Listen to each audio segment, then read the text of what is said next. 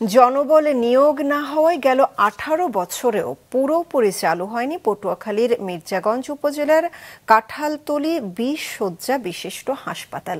এতে চিকিৎসা সেবা নিতে গিয়ে ভোগান্তি পোহাচ্ছেন এলাকাবাসী। পটুয়াখালী প্রতিনিধি চিন্ময় কর্মকারের পাঠানো তথ্য ছবিতে ডেস্ক রিপোর্ট। 2006 সালে পটুয়াখালীর মির্জাগঞ্জের কাঁঠালতলী এলাকায় শুরু হয় 20 শয্যা বিশিষ্ট হাসপাতালের কার্যক্রম। উদ্বোধন করেন তৎকালীন বিএনপি সরকারের বাণিজ্য মন্ত্রী air vice marshal Altaf Hossain Chowdhury. 3 acre জমির উপর নির্মিত হাসপাতালের মূল ভবন ছাড়াও রয়েছে চিকিৎসক, নার্স ও স্টাফদের জন্য 6টি একতলা বাসভবন।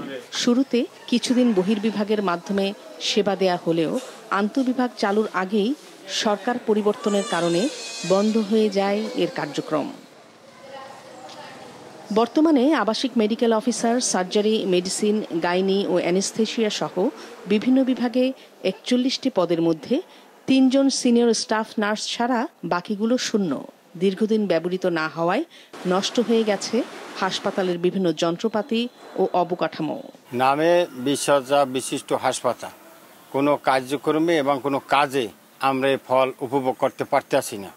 এটা বড় ধরনের যদি কোনো দুর্ঘটনাও ঘটে, এখানে এসে যে কেউ একটা সুবিধা পাবে তাও পায় না। খালি বাহির দিয়েছি না, যা কোটি কোটি টাকা দিয়ে ফালাই দিয়েছে সরকার, কোনো কাজে আসে না। যদি হাসপাতাল যদি হয়তো তো অনেক মা বোনেরা এখানে অনেক সুবিধা পাইতো। Double million offer, Walton fridge কিনে পেতে পারেন 20 লক্ষ টাকা, রয়েছে কোটি কোটি টাকার নিশ্চিত উপহার।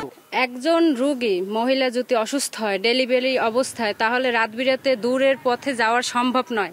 তাই আমরা চাই কাঁঠালতলী এই 20 শয্যা বিশিষ্ট হাসপাতালে ভালোভাবে চিকিৎসার শুরু করা হোক, ভালো ডাক্তার দেওয়া হোক, যেন কোনো মহিলা বা এই বিনা চিকিৎসায় বা ডেলিভারির বাচ্চা যেন মারা না যায় বা অসুস্থ না হয়। গেল 5ই আগস্ট সরকার পতনের পর প্রেষণে একজন মেডিকেল অফিসার, একজন উপসহকারী কমিউনিটি মেডিকেল অফিসার এবং 3 জন নার্স দিয়ে শুরু হয় হাসপাতালের বহির্বিভাগের চিকিৎসা সেবা কার্যক্রম। তবে পরিপূর্ণভাবে চালু হওয়া নিয়ে দেখা দিয়েছে অনিশ্চয়তা।